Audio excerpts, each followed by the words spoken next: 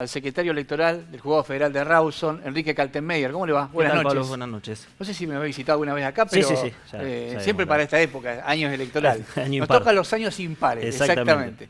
Pero bueno, bastante antes, ya lo vamos a volver a invitar más cerca del operativo elecciones, ¿no?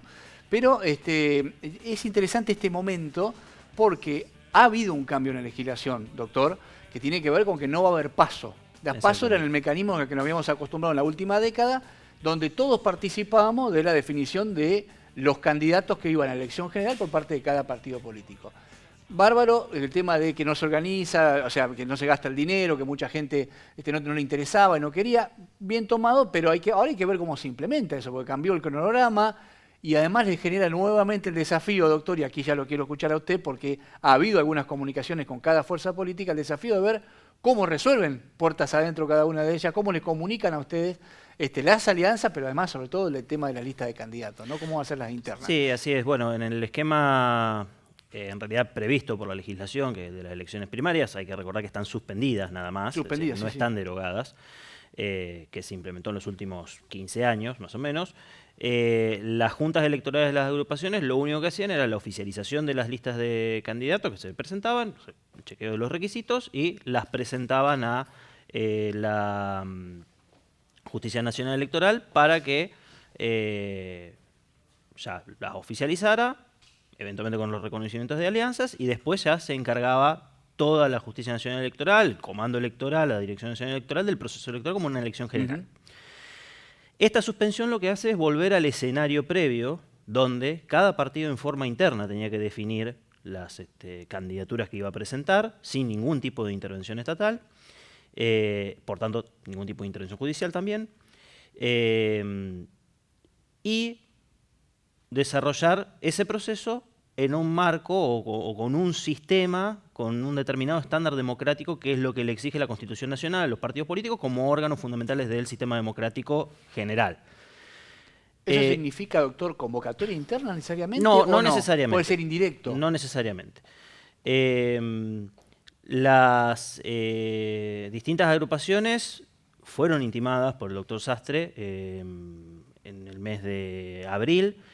Esto vino de la mano con un encuentro nacional de jueces federales que se hizo en La Plata, donde también se le planteó esta inquietud a la Cámara Nacional Electoral. La Cámara Nacional Electoral, luego de nuestra intimación, también emitió una acordada, la acordada 37, en la cual repasaron estos principios democráticos que tienen que cumplir las agrupaciones para la selección de candidaturas ante la suspensión de las elecciones primarias.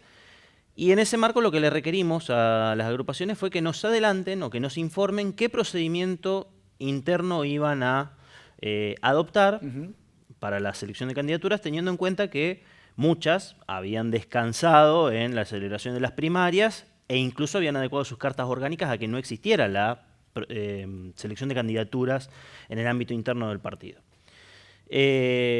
Bueno, hemos recibido respuesta de casi la totalidad de las agrupaciones ya, que nos han indicado, en algunos casos, que van a aplicar las reglas que tienen en sus cartas orgánicas. Recordemos que en Chubut se derogaron en 2022, en diciembre de 2022, las elecciones primarias, por lo tanto, para los supuestos de elecciones provinciales, gobernadores, diputados, intendentes, ya tenían que celebrar algunas elecciones internas, por lo cual volvieron a retomar esa práctica. Otros van a aplicar las reglas que tienen para la designación de sus autoridades partidarias, que también tienen que ser o tienen que cumplir un estándar democrático, porque el funcionamiento interno de los partidos también tiene que ser democrático. Entonces, transitoriamente van a aplicar esas reglas, al menos en el escenario de suspensión de las elecciones primarias. Otros han establecido un reglamento especial ad hoc para esta elección, es decir, un reglamento con el cual van a desarrollar el proceso interno del año 2025 para las categorías de diputados nacionales. Y varios, en otro aspecto, nos han hecho saber que planean arribar a acuerdos políticos en los cuales nosotros no tenemos ningún control, al menos hasta que se presente a la oficialización esa alianza, y que eventualmente, cuando arriben a ese acuerdo político y conforme la alianza, van a establecer alguna regla para designación de candidaturas. La intención de esta intimación fue, estando a casi, bueno, hoy 7 de mayo, 90 días de la el cierre del plazo para oficializar alianzas, es decir, 3 meses nada más, fue que los partidos adelantaran las reglas que iban a aplicar, que ya pusieran en marcha algunos mecanismos internos para la selección democrática de sus candidaturas, y no encontrarnos con la situación de que haya alguna impugnación o que haya algún reclamo de una persona afiliada a alguna agrupación que no pudo participar del proceso interno teniendo su intención el 17 de agosto cuando haya que oficializar las listas. Bueno, Por otro motivo, ya no, a ver, es mucho más acotado la posibilidad de judicializar esas cuestiones, claro, porque ahora no se trata de oficializar candidaturas, precandidaturas, se dirimen una interna organizada por el Estado y ya de ahí se resuelve quiénes participan en la elección general con un proceso mucho más depurado y, bueno, si surgía algún problema con alguna candidatura, el partido tendría que esperar un poco más para imprimir sus boletas y, en todo caso, si no llegaba con los alcances del correo, lo tenía que distribuir a través de fiscalización. Ahora es la Justicia Nacional Electoral la que se encarga de las boletas. Claro, la única boleta para todos. La única boleta para todos. Hablar de ese tema. Que no la podemos demorar por la judicialización, claro, de una sola agrupación, porque va en vilo el proceso electoral en su conjunto, con contrataciones que tienen que ver ya con el ámbito de administración pública, es decir, no es que contratamos a un privado de último momento porque no llegamos, más allá del control patrimonial de esa actividad de los partidos, y tenemos para el día de la elección la boleta. Hay todo procedimiento administrativo que seguir para la contratación de la impresión de las boletas, que va como material electoral, es decir, no puede no ir en la urna. Esto acota mucho la posibilidad de discutir judicialmente y lo que necesitamos es que los partidos lo resuelvan acabadamente y de la manera más democrática que puedan dentro del ámbito interno. Sí, qué dilema estaba pensando, pues muchas cosas juntas a resolver, pero ese margen, esa ventana del 7 de agosto de las alianzas al 17 de agosto de la lista de candidatos, me parece que deja muy poco margen, más allá de judicializar, como dijo usted, para hacer porque si recién Alianza define un reglamento en el límite de la fecha que tiene para definir candidatura, no hay, ¿en qué tiempo se convoca una elección ahí antes de definir la candidatura? ¿Cómo se hace eso? El plazo del 7 de agosto es un plazo final para presentar una alianza. No quita que la puedan presentar antes.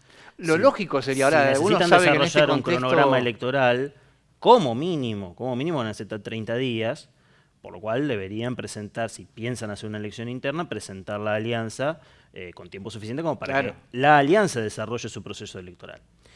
Retomando algo de la primera parte, la Cámara Nacional Electoral en la acordada 37 estableció como alternativa, no como la alternativa más pura que sería una elección interna, la posibilidad de que haya organismos partidarios con suficiente representatividad, es decir, con un contenido democrático que puedan seleccionar a los candidatos, es decir, sin ir a una elección interna. Eso era una pregunta por ejemplo, muy importante. No sé, las asambleas de representantes de los partidos, no quiero poner ningún nombre como que de órgano la asamblea, partidario. ¿faculta al órgano ejecutivo a decir...? No, la asamblea. La asamblea ahí tiene que votar por mayoría. El órgano deliberativo de la agrupación, que es el que mayor representatividad tiene. Congreso, lo llámese como... Congreso, convención. Sí, encuentro provincial en el caso de otras agrupaciones. Con esa representatividad que tienen a nivel territorial, a nivel de distribución de los afiliados, seleccionan los candidatos. Ahí tendrán que establecer de qué forma llegan esos candidatos a consideración del órgano. Claro, pero yo le pregunto esta situación hipotética. Esos convencionales o esos congresales responden a una lista que en su momento se definió de autoridades partidarias, pero puede ser que algún afiliado del partido que quiere ser candidato dice: yo no tengo nadie que me represente ahí, y dice, de ellos definieron una lista, votaron y yo no tuve la posibilidad de participar, de que el afiliado del partido, que el resto de los afiliados voten. Claro, esas son las instancias judiciales que ustedes están diciendo, guarda. Bueno, pero en eso ahonda la Cámara también, es decir, hablando de la representatividad que tenga el órgano, y a su vez, va de suyo, no está dicho en la acordada de la Cámara, pero como principio democrático, va de suyo, va por añadidura que tienen que posibilitar la presentación de cualquier persona que desee, participación un determinado plazo, una determinada cantidad de avales o adhesiones, los requisitos que quieran poner en el reglamento electoral, pero que puedan someterse a consideración no ya de todos los afiliados, si no es el caso, al menos del órgano representativo que en forma indirecta lo elegiría. Me parece como que hay una sensación de que va a haber una andanada, no sé si una andanada, pero por lo menos que no va a ser extraño que haya varias definiciones de listas de esa manera, indirecta. Bueno, la idea es que estén planteadas las reglas de antemano, cosa que eventualmente, si hubiera que judicializarse, judicialice antes, durante el proceso electoral interno, y no tener que analizar todas estas cuestiones el 17 de agosto con las nóminas presentadas, porque una de las consecuencias puede ser que no se oficialice una lista. ¿Cuándo tiene que estar ya todo para mandar la boleta a imprimir? ¿Cuál es la fecha límite? 2 de septiembre.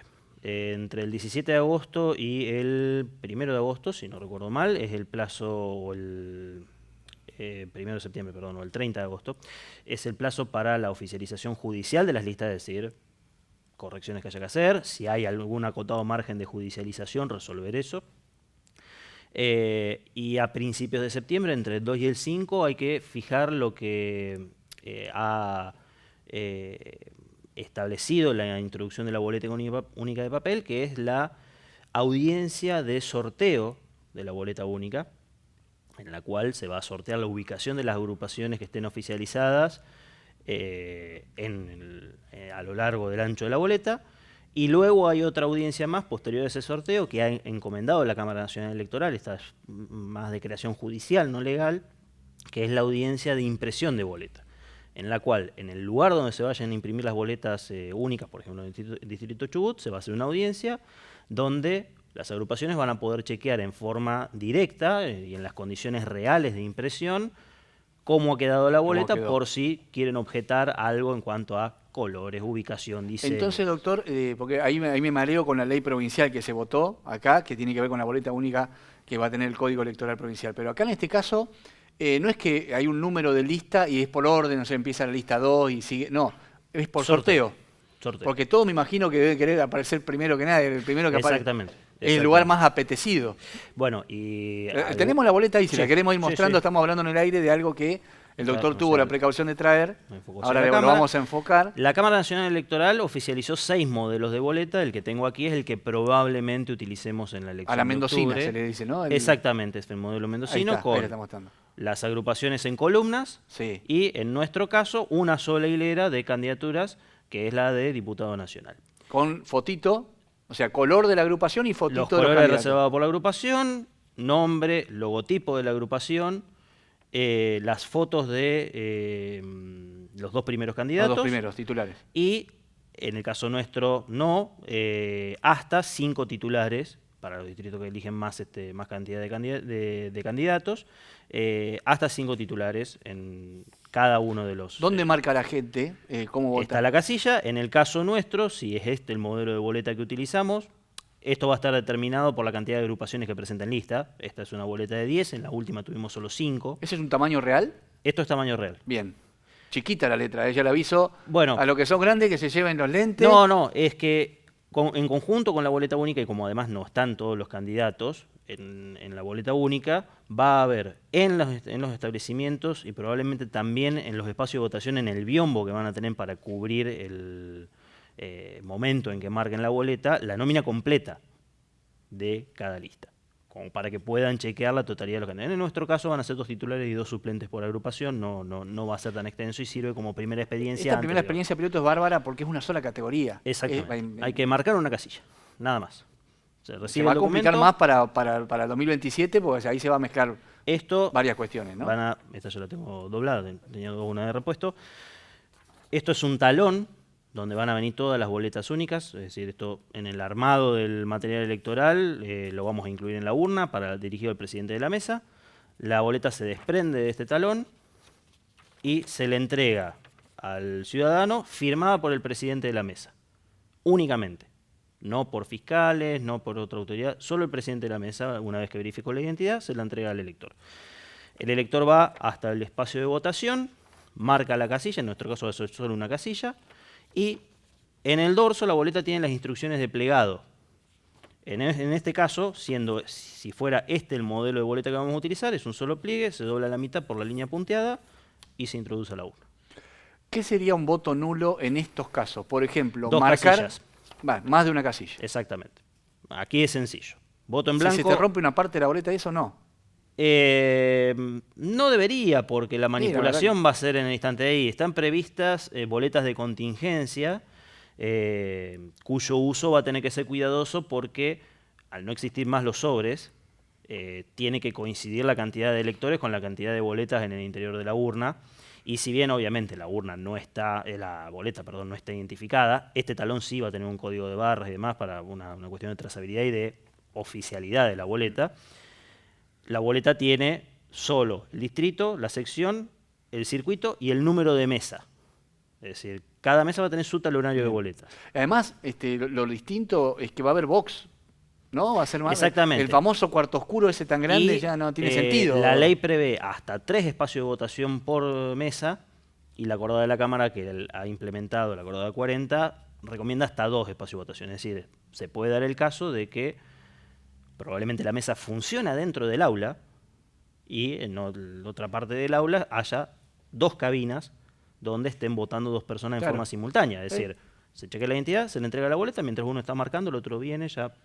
Que eso no viola el secreto del voto. No, eso está resguardado en el espacio que se le va a dar a la persona para que marque su preferencia con un biombo para. Y que va a tener como ahí en algunos comercios, y eso que me imagino un cordel agarrando un lápiz, ¿no? Una cosa así, porque no, por ahí no todo el mundo va con un marcador. Vamos o a algo. tener que ver cómo se implementa en el material electoral justamente la provisión del elemento de escritura para.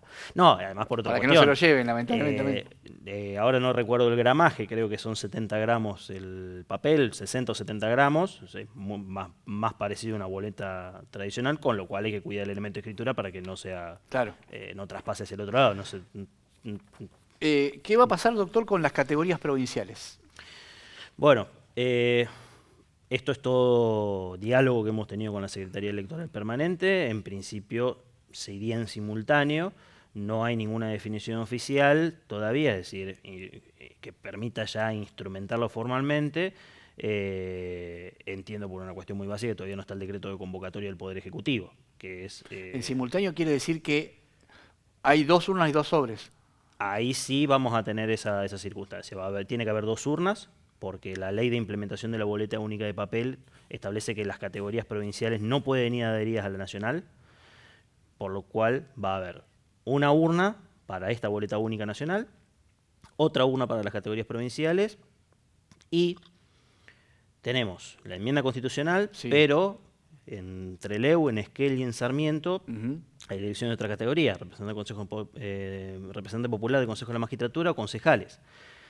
Y el Código Electoral Provincial establece que en el caso de enmienda constitucional, la boleta única del referéndum tiene que ser una boleta exclusiva. Por lo cual, la urna provincial va a tener 2 boletas.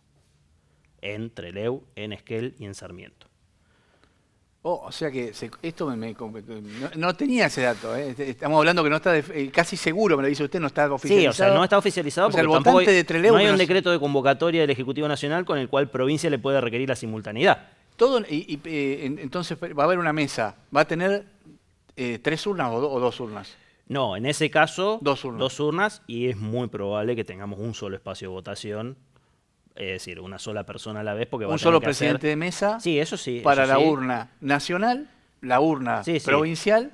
Y pero un solo espacio de votación y la persona tendrá que ir utilizando o el mismo espacio, 2 lugares distintos para marcar cada una de las boletas que se le va a entregar, que pueden ser hasta 3. Claro, puede ser, por eso estoy pensando en la audiencia de Trelew, que nos está siguiendo en este momento. Siempre con las mismas características. Lo bueno, entre comillas, es que siempre con las mismas características, porque en la sanción del Código Electoral Provincial se buscó también adoptar el mismo sistema de nación. Sí, todo marcar. Con lo cual, el concepto va a seguir siendo el mismo. En cada boleta, un solo casillero. Un solo casillero. Lo mismo que el sí o el no del referéndum. Exactamente. Ahora, tenga en cuenta ya, vaya preparándose el 26 de octubre el vecino de Trelew, por ejemplo, que va a tener que meter 3 sobres en 2 urnas. Sí. Si entendí bien. Boletas. Porque provincia tampoco tiene sobre. O sea, se dobla la boleta. Exactamente. Bueno, no son sobres, sino que son. Va a ser, obviamente, identificado. Este ya es el diseño de la Cámara Nacional Electoral, así que a nivel provincial se tendrá que adoptar otro diseño, otro color.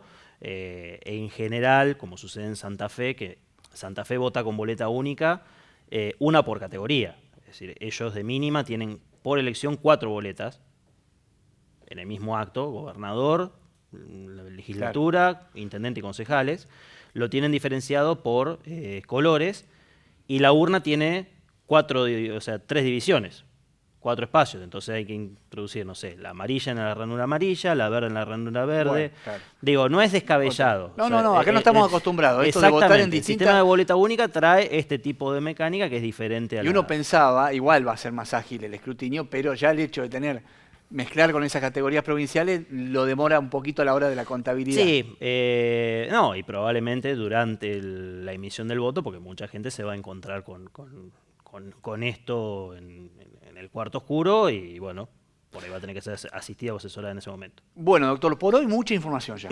Hoy lo voy a dejar, ya lo vamos a volver a invitar en 3 meses seguramente, ya en agosto, septiembre, previa de las elecciones, pero para que la gente vaya asimilando. No sé la semana del 17, que probablemente estemos trabajando arduamente. Empiezan a capacitar, tienen que capacitar de cero a todo el mundo. Sí, y además hay que ver qué sinergia podemos llegar a tener o cómo lo encara la Dirección Nacional Electoral, porque ahí va a haber una tarea seguramente del Poder Ejecutivo de capacitación masiva a la ciudadanía, ¿sí? Más allá de lo que es habitual nuestro en las autoridades de mesa. Bueno, lindo año tiene por delante, mucho trabajo, pero bueno, interesante porque son nuevas reglas y todo lo que sea para agilizar la participación ciudadana, hacerla más transparente, que creo que la boleta apunta a eso, bueno, bienvenido, ¿no? Bueno, esto lo que termina es, primero y principal, con la desventaja que tenían agrupaciones chicas al no tener dispositivos de fiscalización o recursos económicos como para proveer boletas en toda la provincia.